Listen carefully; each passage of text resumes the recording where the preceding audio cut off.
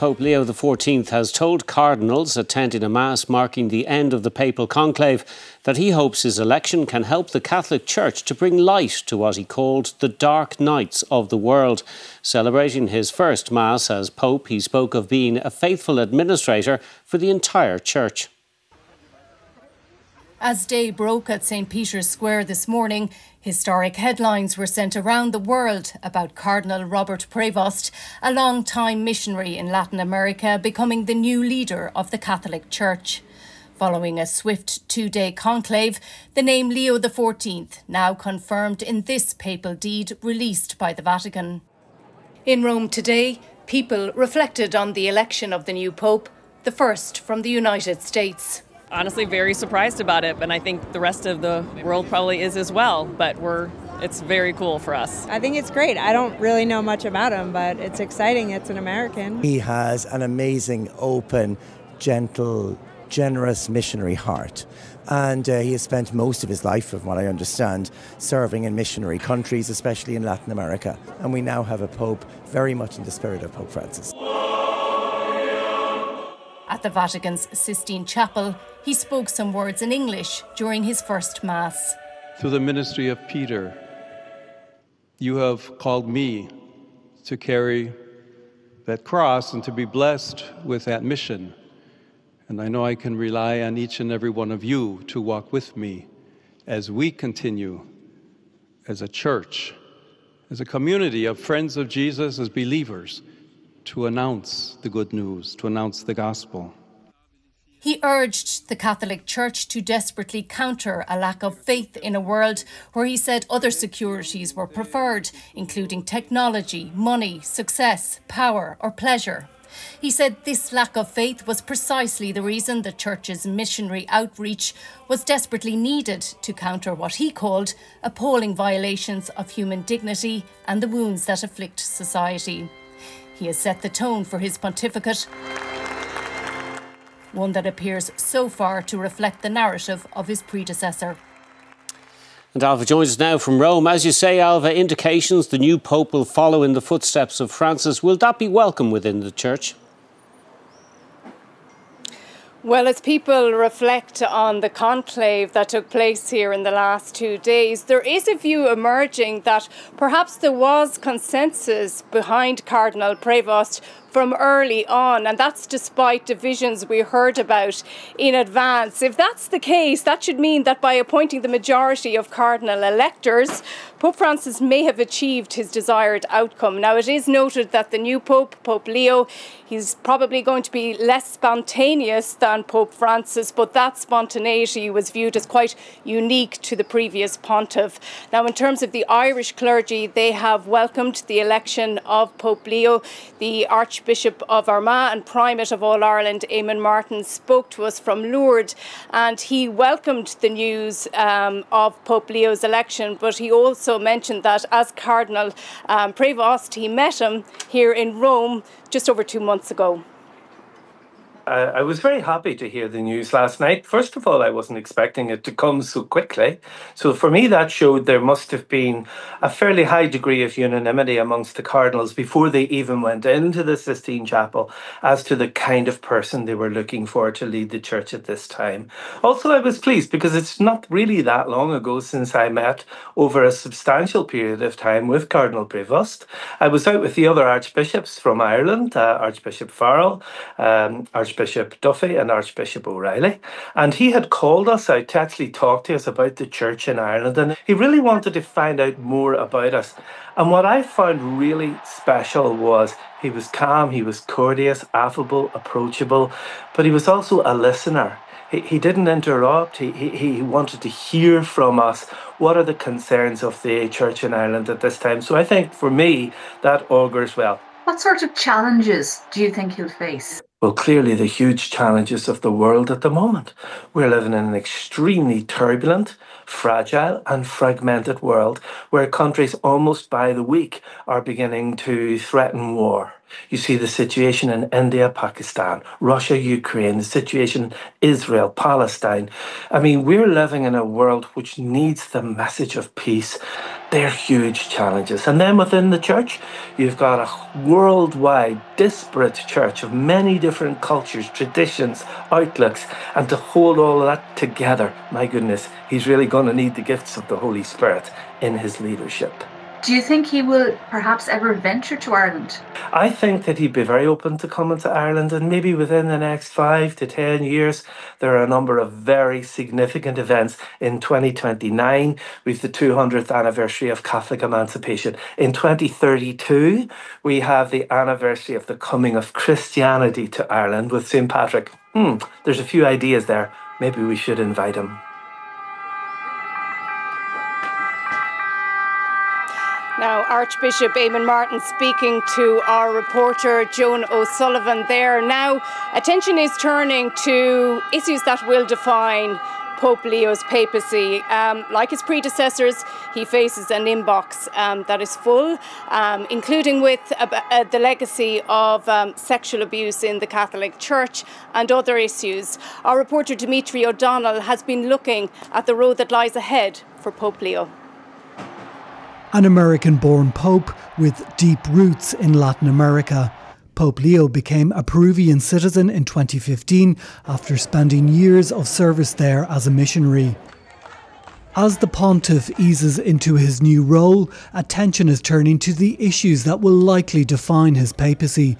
Campaigners here say he has to prioritise the legacy of sexual abuse. And I think we will never have new life in the church until we can face the truth. And I think there's still a huge reluctance to face that truth, the truth of the abuse and the truth of the cover-up. Pope Leo is the former head of the Augustinian Order, a group within the Catholic Church that follows the teachings of Saint Augustine, emphasising love, harmony and humility. Well, we're thrilled, of course. It's a big honour for the order because we are a worldwide order. He would be very, very much on the side of a missionary because we are a missionary church. Even now in Ireland, we are a missionary church.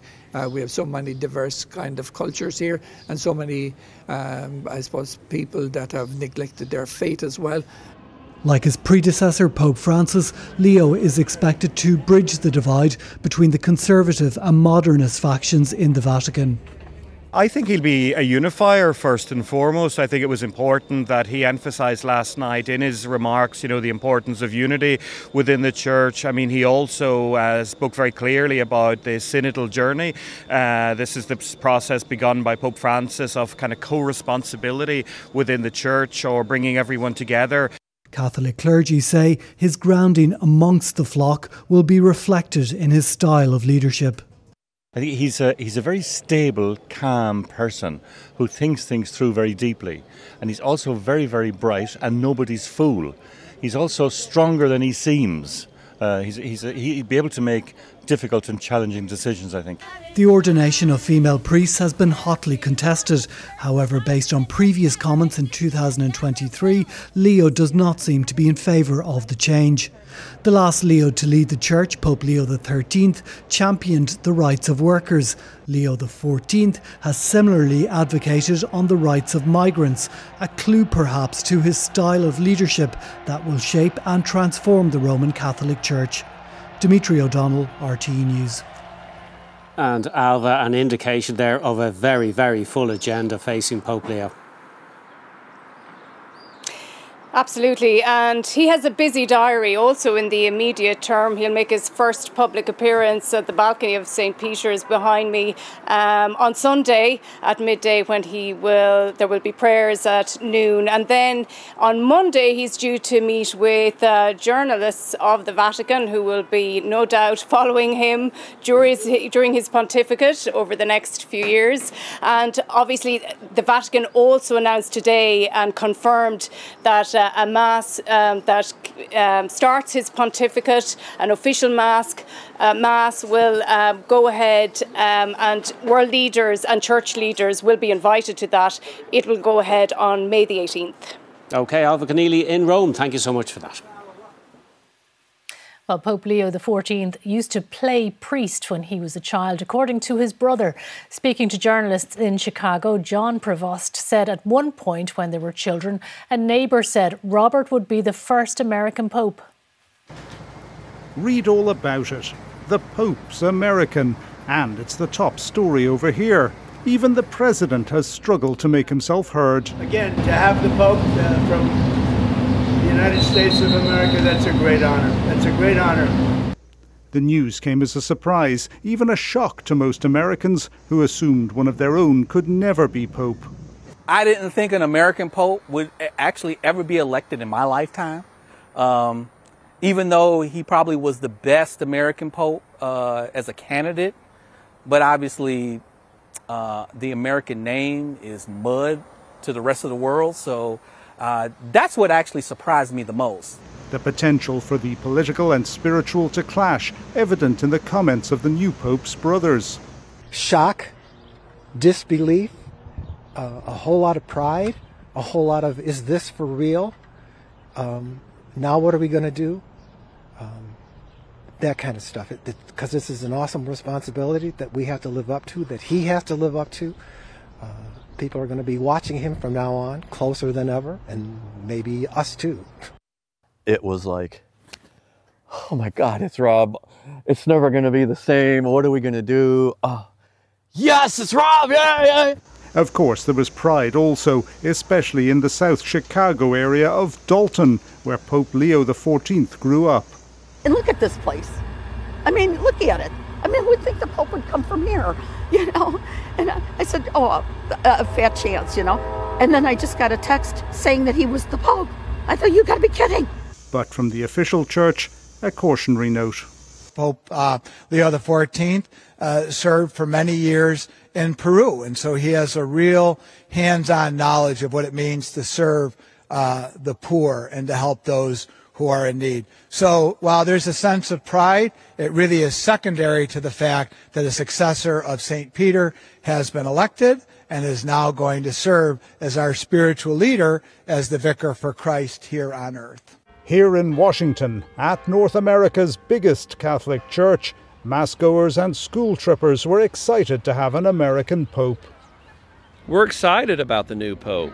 I mean, Pope Leo XIV, first American Pope, Chicago. We're from about 4 hours from Chicago. It's not quite our neighbor, but it feels pretty good, yeah. Oh, I'm elated. I am just thrilled. I was a little concerned after Pope Francis passed, but I think we're in good stead. What I've heard is wonderful. But what kind of American will this new Pope be?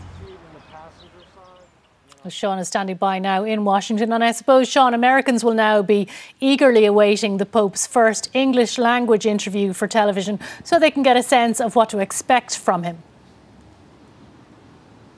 That's right, Vivian. I think it's going to be a pretty profound moment to hear somebody speaking not just English, but American English, Chicago accented, although from what we've been hearing in recent days, his Chicago accent perhaps slightly eased by those decades he spent speaking Spanish and Italian, living in South America, living in Europe. Nevertheless, I think he can turn on the Chicago bit for the general public. The question, though, that's uppermost on the minds of people, particularly around here in Washington, politics Grand Central, of course, is how will the first American Pope deal with an America First president? And that's going to be interesting to watch, that relationship between Donald Trump, who came to power very much on the policy of clamping down on migration, closing up the southern border, and now deporting people back to Latin America, facing an alternative political message, I guess, from an American accented Pope with all the majesty and pomp of the office that goes with that. Somebody who has worked amongst the poorest of the poor in Peru, who is expected to take a stance in favour of the migrants and against the ill treatment of migrants here in the United States. How that is received by the regime in the White House, how it is presented by the Vatican, will be interesting to watch. He doesn't strike me as the type of person who's going to become confrontational, and the name Leo, harking back to a predecessor in the 19th century, who was also renowned as a diplomat, somebody who could negotiate the difficult terrain of the changes that were happening in the unified Italy, unified Germany, and newly Republican, once again, France. So he was a diplomatic Pope.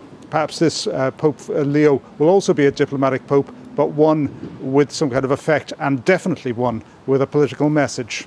Sean Wheelen in Washington, thank you.